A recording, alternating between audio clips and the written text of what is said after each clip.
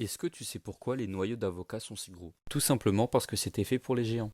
Il y a 12 000 ans, le monde comptait des mastodontes, des paresseux géants, d'énormes tatous et bien d'autres. Ils avalaient les avocats en entier, noyaux compris, et les déféquaient à des kilomètres plus loin. C'est ainsi que l'avocat s'est répandu. Parmi eux, on retrouve l'ancêtre de l'éléphant, son premier fan, celui du paresseux, celui du tatou, du chameau, du castor et encore de l'oiseau dans leur version géante. Du règne animal à la biodiversité jusqu'au noyau d'avocat, tout était géant. Lorsque ces géants ont disparu, l'avocat a failli disparaître avec eux dû au fait que les noyaux étaient trop gros pour être mangés par les petits animaux et donc étaient dans l'incapacité de semer de nouvelles graines. D'ailleurs, c'est à peu près à ça que ressemblait l'avocat il y a 12 000 ans.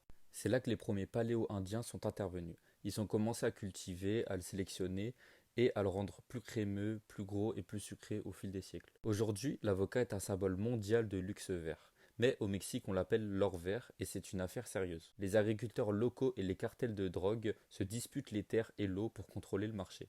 Certaines régions ont même mis en place des patrouilles armées pour protéger les plantations d'avocats. En 2024, on recense 33 000 homicides dans ce contexte-là. Je vais faire une vidéo dédiée à ce conflit, donc abonne-toi pour pas la rater.